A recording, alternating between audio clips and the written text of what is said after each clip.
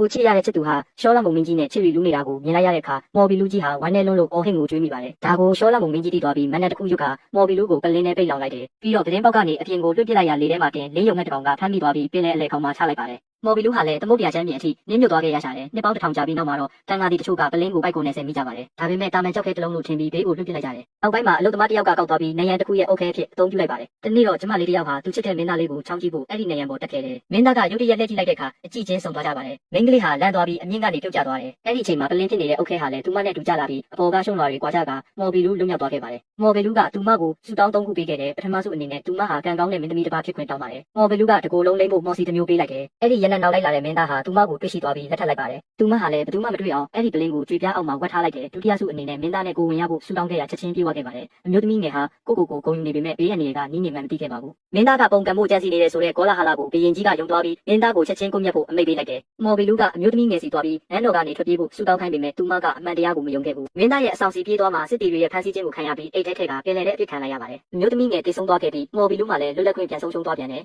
သူ့ဝိညာဉ်ဟာနန်းတော်ထဲမှာနှစ်ပေါင်းများစွာလှည့်လည်ပြီးသူ့ကိုမြင်နိုင်မဲ့သူကိုရှာနေခဲ့ပါတယ်။ဒါပေမဲ့ဘယ်သူမှမမြင်နိုင်ခဲ့ကြဘူး။ဒီနေ့မှာတော့မင်းသမီးတစ်ပါးကကျမ်းပြင်ကိုမတော်တဆခွဲမိရကနေသူ့ကိုလွတ်မြောက်စေခဲ့ပါတယ်။မော်ဘီလူကဝမ်းသာအားရနဲ့ဆူတောင်းခိုင်းပေမဲ့စိတ်ပုတ်တဲ့အဲ့ဒီမင်းသမီးကမော်ဘီလူကိုပလင်းနဲ့ပြောင်းဝင်ခိုင်းပြီးပင်လယ်ကျမ်းပြင်ပြန်သွားဖို့ဆူတောင်းလိုက်ပါတယ်။နောက်ထပ်နှစ်ပေါင်းတစ်ထောင်ကြာတဲ့အခါချမ်းသာတဲ့ကုန်တစ်ယောက်ကငါးပိုက်ထဲကနေအဲ့ဒီပလင်းကိုတွေ့ပါတယ်။သူကသူ့မောင်မကိုလက်ဆောင်ပေးလိုက်ရာသူမကပလင်းကိုဖွင့်လိုက်တဲ့အတွက်မော်ဘီလူပြန်လွတ်လာပြန်ပါတယ်။အဲ့ဒီမောင်မဟာအသိပညာကိုမျက်နှာသူမှုစာအုပ်တွေအများကြီးပိုင်ဆိုင်ခွင့်တောင်းခဲ့တယ်။မော်ဘီလူကလည်းချက်ချင်းဖြည့်ဆည်းပေးလိုက်ပါတယ်။သူမဟာနင်းညံ့မပြတ်စဖတ်ပြီးအချိန်ကုန်ဆုံးခဲ့တယ်။မော်ဘီလူကစာအုပ်တွေကိုပလင်းနဲ့ထည့်သိမ်းပြီးတင်ပေးလိုက်လို့မကြခင်မှာအခန်းထဲကပလင်းတိုင်းမှာစာအုပ်တအုပ်စီရှိနေတော့တယ်ဒါပေမဲ့သူမဟာအသိပညာတိုးလာလေကုန်တယ်ကြီးကိုစိတ်မရှိနိုင်လေဖြစ်လာပါတယ်သူမကလွတ်လပ်ခွင့်တောင်းပေမဲ့မော်ဘီလူကသူမကိုမခွဲချင်ခဲ့ဘူးသူမကဒေါသထွက်ပြီးမော်ဘီလူကလည်းသူမကိုပိတ်လောင်ချင်နေတာပဲလို့ထင်သွားကဒုတိယစုကိုတောင်းလိုက်ပါတယ်အဲ့ဒီစုကတော့မော်ဘီလူနဲ့ပတ်သက်တဲ့အမှတ်တရတွေအကုန်မေ့ပြဖို့နဲ့အသိပညာမရှိတဲ့အခြေအနေကိုပြန်သွားဖို့ပါပဲဒီလိုနဲ့မော်ဘီလူဟာပလင်းထဲမှာတခါပြန်လဲပိတ်လောင်ခံလိုက်ရပါတော့တယ်